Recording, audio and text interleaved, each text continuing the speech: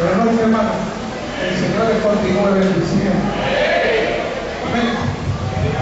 Damos gracias pues, a nuestro Dios, en primer lugar, por permitirme compartir con ustedes y felicitarles por esos 79 años en victoria.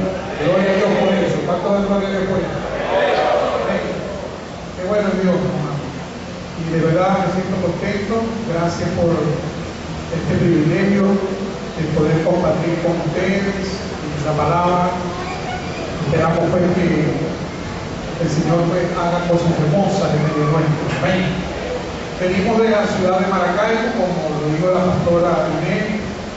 Venimos de Zulia, y mi nombre es Germán Mateus, junto con mi esposa Lady y mi hijo hermano David.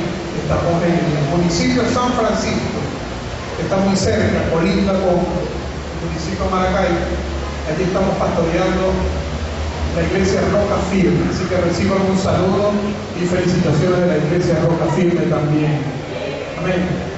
Así que esperamos pues que Dios en estos días nos hable y nos ministre a través de su palabra de una manera especial. Quiero invitarle, si es tan amable, se coloque sobre sus pies. Y busquen su Biblia en el libro del profeta Isaías, capítulo 6. Isaías, capítulo 6.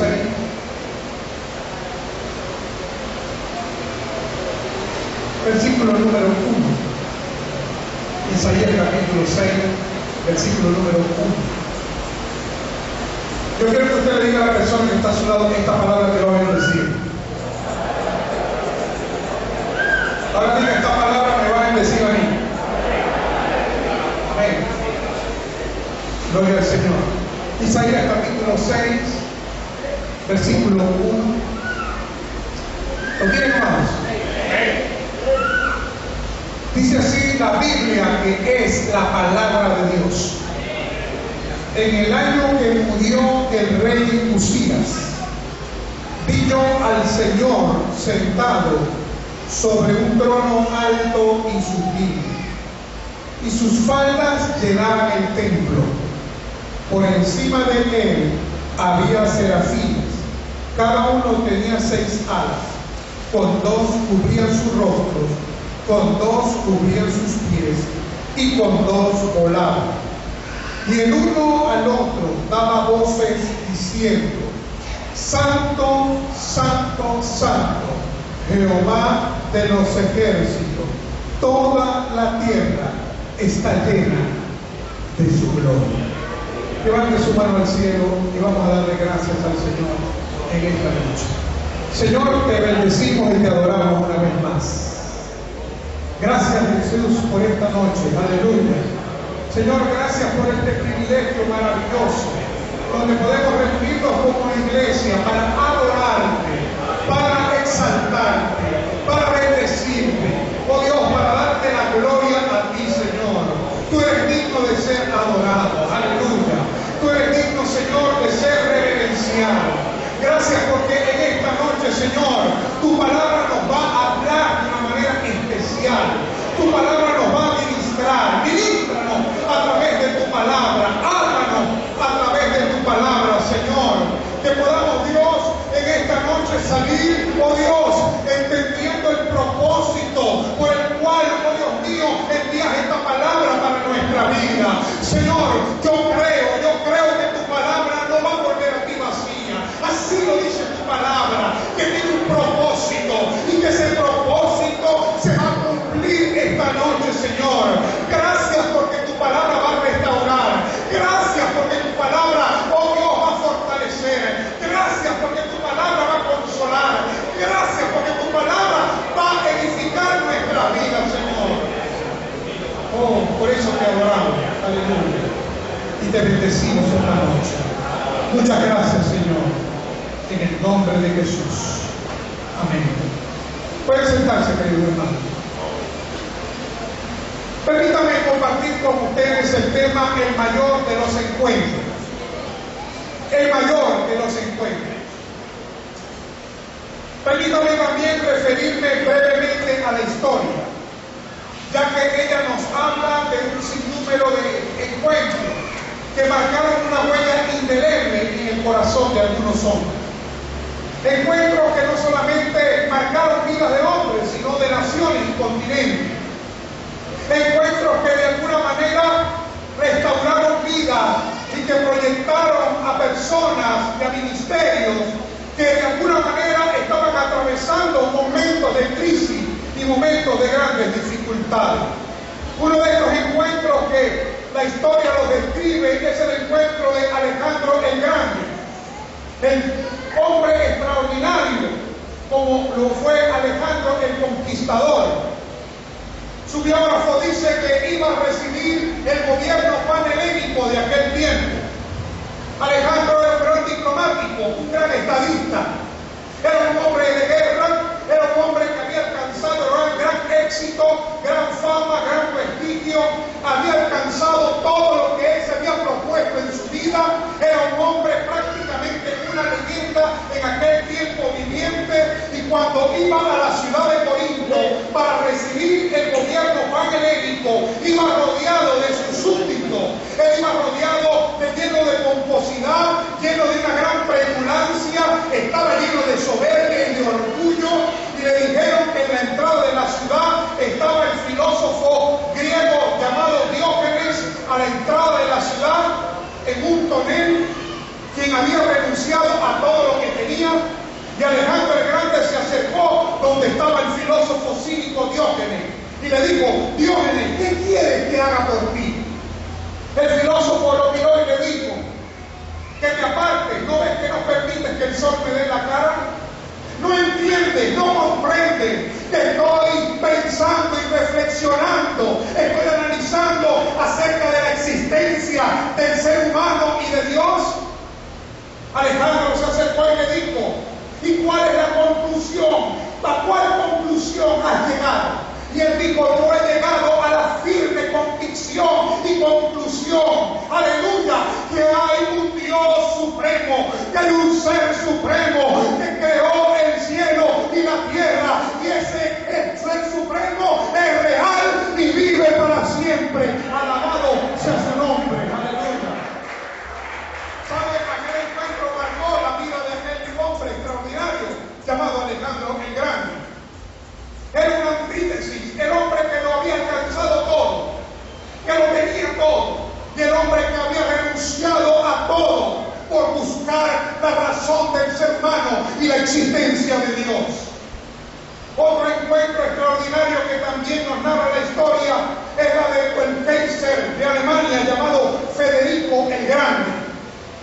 Iba en su carruaje, también rodeado de sus súbditos, y de pronto se consiguió en la mitad de su camino a un anciano. Aquel anciano estaba mal vestido, y de pronto Federico se acercó donde él estaba y le preguntó: ¿quién eres tú? Aquel anciano lo miró y le dijo: yo soy un rey. El hombre le dijo: ¿tú, un rey? ¿Dónde está tu reino? Él le dijo: yo reino sobre mí mismo. Aquellas palabras marcaron a Federico el Grande. ¿Por qué?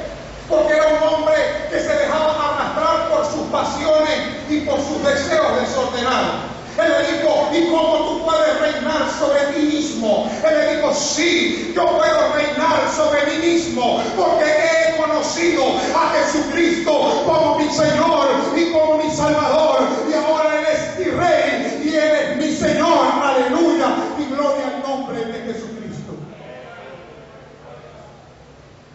También podríamos hablar en el ámbito ministerial de uno de los encuentros más extraordinarios que en estos últimos tiempos tuve la oportunidad de leerlo. Reinhard Bonnke, que es el evangelista insigne, nos habla en su libro Evangelismo con Fuego. Saliendo del Instituto Bíblico, narra él, siendo de 21 años, el hombre tenía una avidez por predicar el Evangelio, era un predicador incipiente, pero con un fuego y con un llamado de Dios tremendo. Dice que hizo una escala, iba a Alemania, hizo una escala en Londres, y bajándose de aquel tren empezó a caminar a la orilla del río Támesis, y caminando por aquella orilla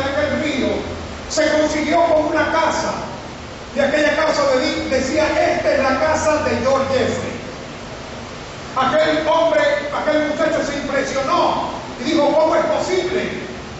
Más de 10 millones de personas en esta ciudad y yo estoy frente a la casa de George Jeffrey, el gran hombre de Dios, el hombre que fue uno de los baluartes, aleluya, y emblema para predicar el evangelio en todo el Reino Unido. Fue ese hombre, aleluya, punta de lanza en el avivamiento más extraordinario que ha vivido Inglaterra. Tocó la casa, a la puerta de aquella casa. Salió una anciana y le dijo, señora, esta es la casa de George Jeffrey, el gran hombre de Dios. Y ella le dijo, sí, esta es su casa. ¿Puedo conversar con él? ¿Puedo hablar con él? Le dijo, no, en estos momentos es imposible, está muy enfermo. De pronto se oyó una voz dentro de la casa que decía, déjalo pasar. Y aquellas dos generaciones de ministerio se encontraron. Punky dice en su libro que fue un encuentro notable. Cuando vio a aquel hombre, tenía 70 años de edad, pero parecía que tuviera 90 años. Dice él, se había desgastado por predicar el evangelio. Comenzaron acerca del ministerio, intercambiaron experiencias. De pronto, aleluya, aquel hombre George Jeffrey de Dios le dijo, quiero orar por ti y por tu ministerio. Se arrodilló aquel joven, aleluya, y aquel ministro, aquel hombre de Dios, él puso sus manos sobre él y dice en su libro que vino una atmósfera de gloria, vino una atmósfera de bendición. El Espíritu Santo estaba en aquella habitación. Aquel joven, aquella noche, aleluya, salió impregnado del poder de Dios. La gloria de Dios lo había tocado. Aquel encuentro marcó su vida, porque dijo que después de aquel encuentro entendió y comprendió, aleluya, que vale la pena servirle a Jesucristo, vale la pena servirle a Dios, aleluya, porque Él es bueno y para siempre es su misericordia. Denle un aplauso al Señor, aleluya.